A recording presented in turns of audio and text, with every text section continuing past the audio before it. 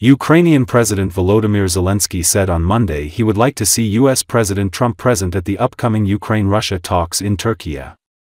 It is important that President Trump fully supports the meeting, and we would like him to find an opportunity to come to Turkey, said Zelensky in his nightly video address. According to Associated Press, Trump said he's optimistic about Thursday's expected talks between Vladimir Putin and Zelensky in Istanbul on finding an endgame to Russia's war on Ukraine. Trump, who is expected to be in Qatar and the United Arab Emirates on Thursday, suggested that he could make a detour to Turkey, if he thinks his presence might be helpful. "I was thinking about flying over. I don't know where I am going beyond Thursday," Trump said. "I've got so many meetings. There's a possibility there, I guess, if I think things can happen." Trump added there is the potential for a good meeting between Putin and Zelensky. Бажаю здоров'я, шановні українці і українки. Щойно говорив з президентом Туреччини Ердоганом. Предметна розмова. Я вдячний президенту за підтримку. Я підтвердив йому готовність до прямих і предметних перемовин з Путіним. Україна завжди підтримує дипломатію. Я готовий бути в Туреччині.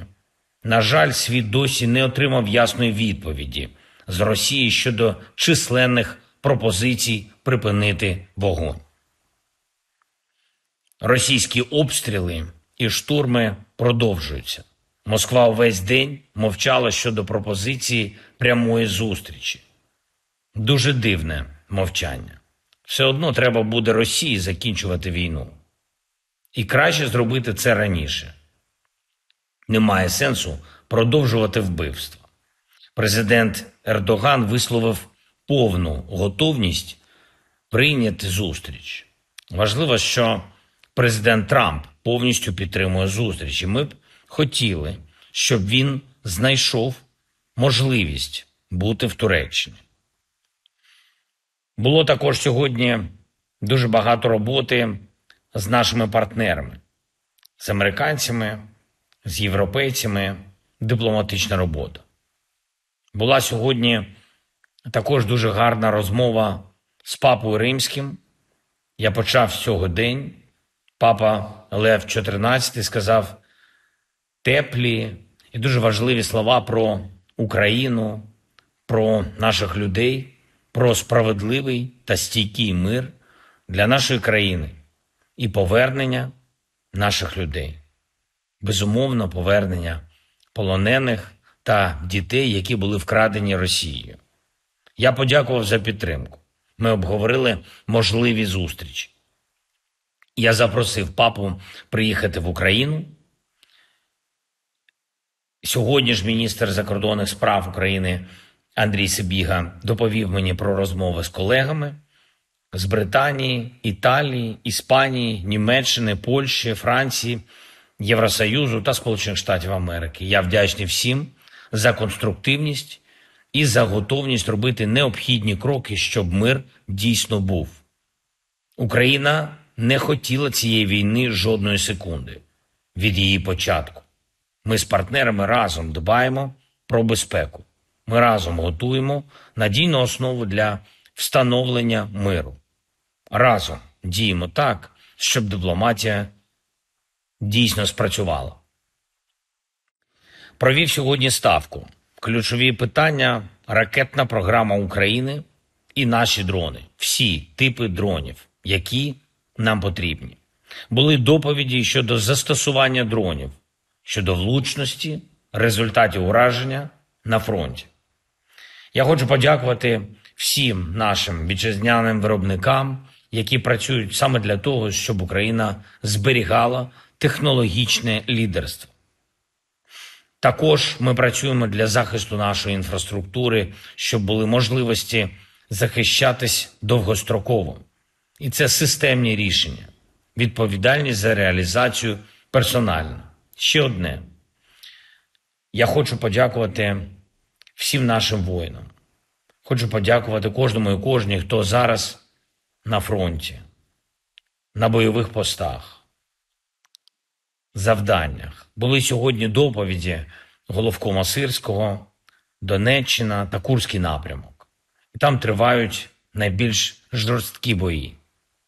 Наші хлопці, 33-й, 225-й, 425-й штурмові полки. Я хочу вам подякувати. Краматорський напрямок, воїни 24-ї окремої механізованої бригади. Молодці. Покровський напрямок, 14-та бригада оперативного призначення Нацгвардії та 117-та окрема механізована бригада Збройних сил України. Дякую вам. Разом з усіма нашими силами на фронті захищають нашу державу підрозділи Національної поліції України, штурмові бригади «Людь», «Хижак», підрозділи «Корду», стрілецькі батальйони. Дякую всім вам. Україна відстояла свою незалежність. Україна щодня захищає власне право, право на життя. І ми обов'язково гарантуємо Україні безпеку.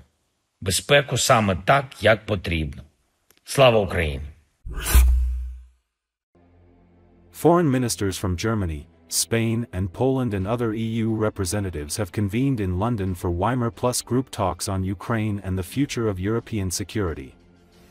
According to Associated Press, UK Foreign Secretary David Lammy greeted his European counterparts ahead of the discussions on Monday. Polish Foreign Minister Radoslaw Sikorski said they must mount pressure on Russian President Vladimir Putin if Moscow does not agree to a Ukraine ceasefire. If he yet again rejects a ceasefire, then the logical conclusion is that pressure should be brought to bear not on the victim of aggression, but on the perpetrator of aggression until he feels the pain and becomes more reasonable, he said to reporters. Spanish Foreign Minister José Manuel Alvarez reiterated his support for Ukraine, adding that Putin must come to the table for a ceasefire. Now it's up to Russian Vladimir Putin to give their answer. Do they want peace? President Zelensky, together with all of us, has put on the table a very clear proposal, a ceasefire unconditional for 30 days. That will be the first step towards what we want.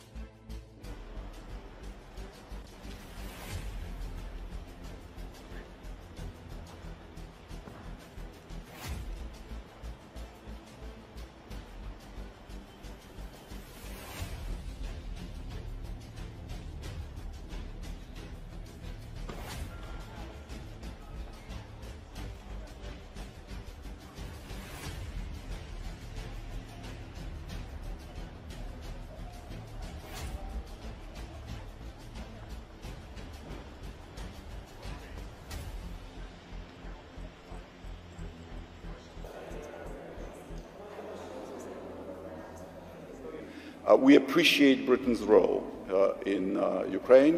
We appreciate the fact that Britain, moving faster, can do the right thing quickly and therefore give us the lead on doing what's right. Will this mark some sort of return of the UK to European? We need each other in the security area, and not just defense, broadly understood security area. You may not have picked up what I said in Polish. An hour ago, I took the decision to close down the Russian consulate in Krakow. This is because our Justice Ministry and security services have found proof that they were behind an act of arson in Poland a year ago. This was a huge fire of a shopping mall in Warsaw in which just by sheer luck nobody was hurt. This is completely unacceptable.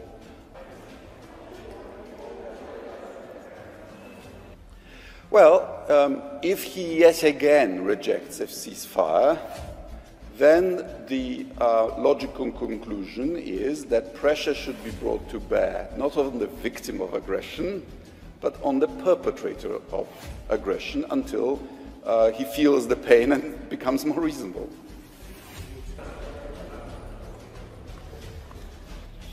The Europeans of the G5+ group will come here today to London to a new meeting for two things.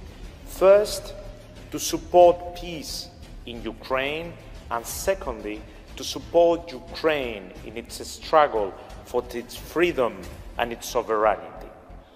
The Europeans will want peace. Ukraine and the government of President Zelensky want peace. Now it's up to Russia and Vladimir Putin to give their answer. Do they want peace? President Zelensky, together with all of us, has put on the table a very clear proposal. A ceasefire, unconditional, for 30 days. That will be the first step towards what we want. A lasting and just peace. And a lasting peace can only be based on the very basic principles of the United Nations Charter.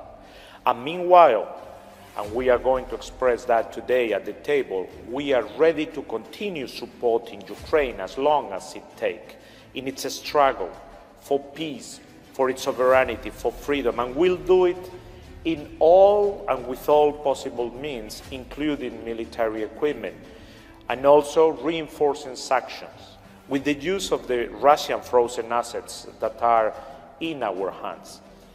It's time for peace, but it's also time to support Ukraine.